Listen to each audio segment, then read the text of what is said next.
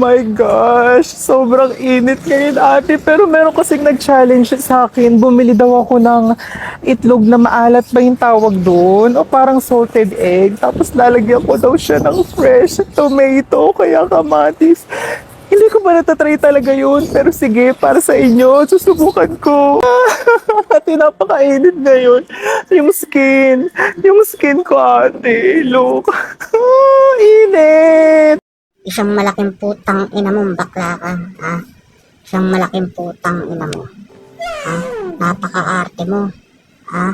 Kumakain ka nga ng itlog na walang hugas, eh, ha? Kumakain ka ng itlog na walang hugas, ha? Total, pwede ko naman pagmumurahin to dahil sa pangbabawi sa pagkain, no?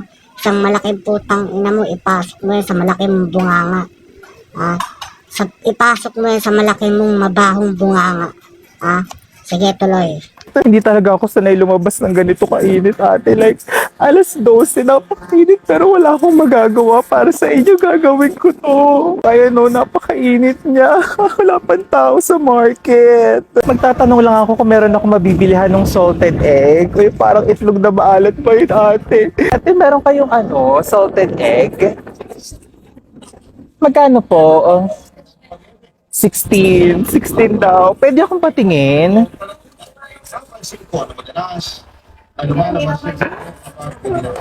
Ito pala yung tsura niya.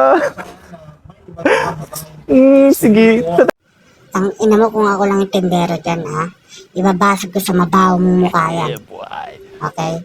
Pasalamat ka, hindi ako yung tindero. Tang ina mo, nanggigigil ako sa'yo. Ibigay nyo nga sa akin yung address talaga nito. Yung full address niya. Ha? Ang gigigil ako, bibigyan ko lang talaga ng isang sapak tong baklang to. Napaka-arte. Sige, tuloy. Try natin to. Ate, dalawa. Magkano po? Wala akong barya, so 500 na lang. Napakainit. Ay, kulang pa pala ng fresh kamatis. Ate, meron din kayong kamatis. Magkano po? Pwedeng mga mga 2 piraso lang. Ayun na, kumukuha na si ate ng fresh kamatis. Ang init! Ate, magkano po? 14 pesos. Eto na siya. Ang itlog na maalat, salted egg, 2. Tsaka syempre, ang super fresh na tomato. Kinabahan ako nung bumili ako kasi hindi ko alam kung ano yung sasabihin ko kay ating nagtitinda. Pero buti na lang, madali lang pala bumili. Hindi mo alam? Ha? Hindi mo alam? Malalaman mo pa nagkita tayong dalawa, ha?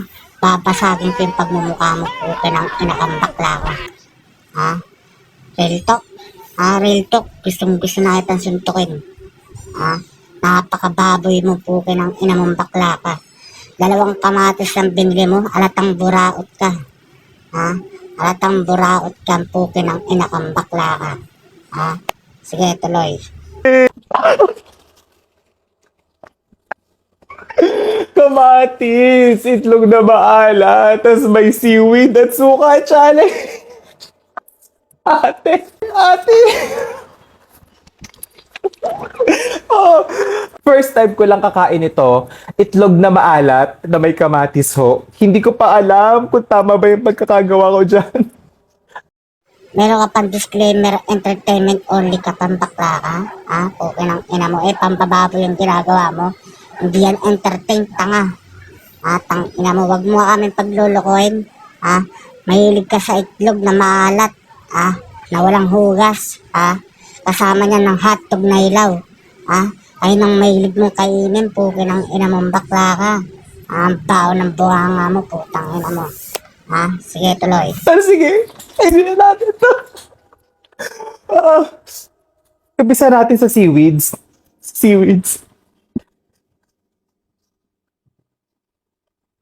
Hindi ko alam kung paano ba to. Lagyan ko siya ng pepper. Para alam niyo yun.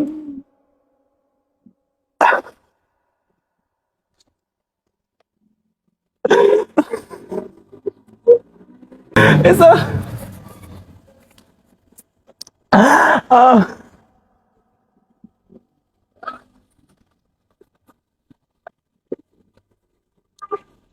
Ah! Ma! Putang ina mo, ang pangit ng mukha mo. Okay? Okay ng inakang bakla ka. Ha? Mukha kang mongoloid. Okay? Disclaimer ko lang ha. Hindi lahat ng baklang ganito. Ganitong katulad niya. Mga matitinong bakla na dadami sa mga kagagawan mo. Okay ng ina mong bakla ka. Ha? Ang tao ng bunganga mo. Sige, tuloy. Ate ko.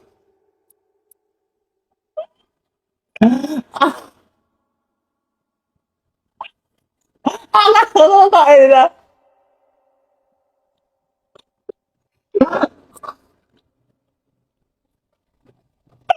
Ah, ah, ah. Para siyang sa... Ah, ah, ah. Payo ko sa mga lalaking kakilala na itong bakla na to. Huwag kayong magtitiwala sa pagmumukha na itong putang inan to. Ha? Huwag kayong magtitiwala pag niyaya kayo na 1v1 sa inuman. Okay? Tignan mo bunga nga niyan, putang inang yan. Ang laki, halatang magaling sumubo. Ha? Payo ko sa inyo ha, mga kakilala niyang lalaki. Huwag kayong magtitiwala makipag-inuman dito sa baklan to. Ganitong itsura, wala nang gagawin tama. Okay?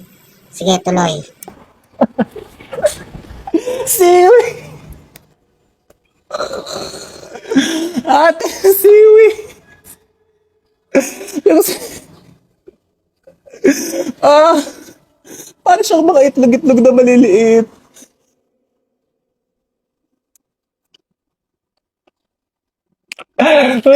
Ah,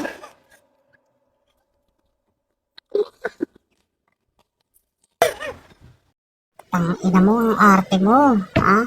Okay ng ina mo, sobrang arte mo. Ha? Alam mo kung ano yung pandidirian? Wala nang iba kundi ikaw. Ha? Ikaw lang dapat pandirian. Okay?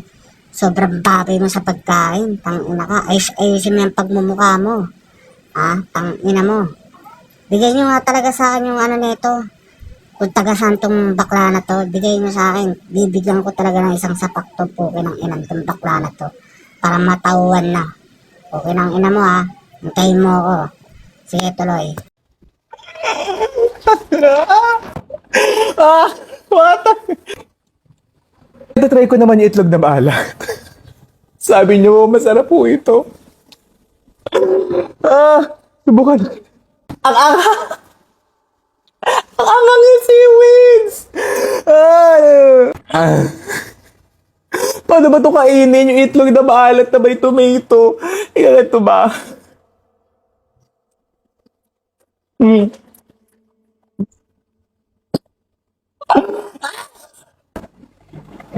Ah, itlog na maalat.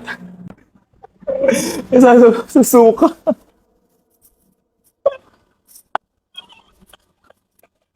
Mami! Ah! Itlog.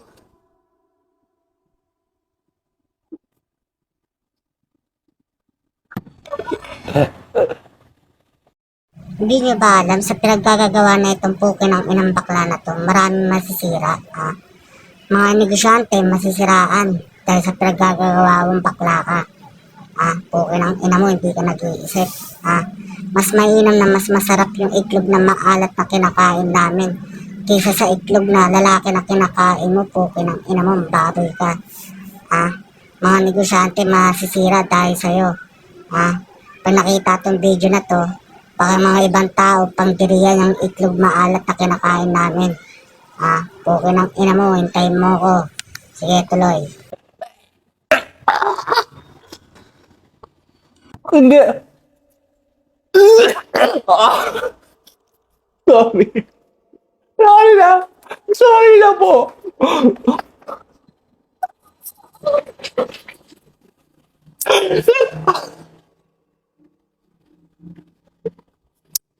Sabihin yung ate ako. Nilunok. Nilunok ko na. 1, 2, 3.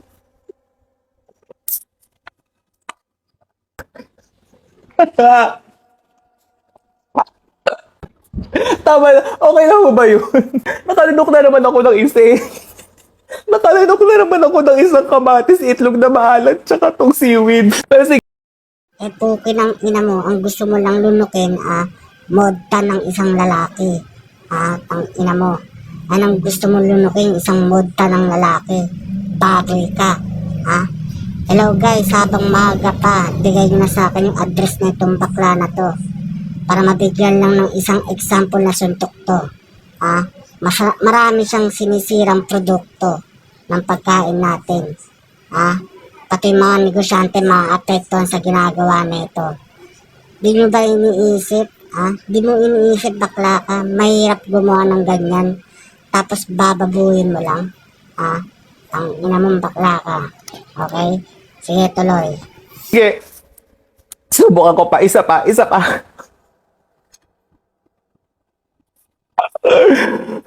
Seaweed. Pag nasabay-sabay na natin siya. Seaweed, tomato, and salted egg. Ayaw! Ayaw makuha ng egg.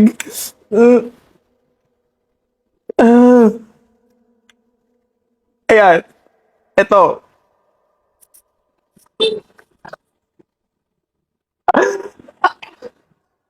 Oh my.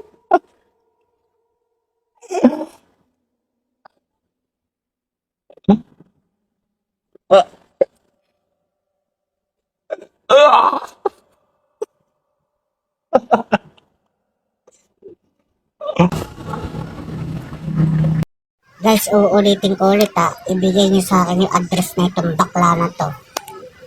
Bigay nyo sa akin yung address puki ng ina mong bakla, hintay mo talaga ako. Guys, kasi ako malambot yung puso sa mga gumagawa ng pagkain natin. Pero itong bakla na to, puki ng ina neto, bababuhin na lang. Dugo at pawis bago nila igawa yan. Bago nila gawin yan. Yung kinakain mo.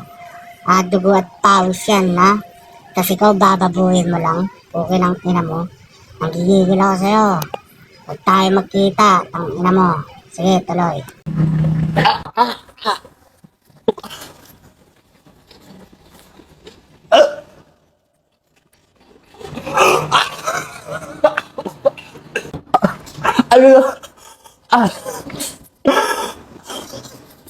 Nilulukin ko na. Paano mo tawag siya?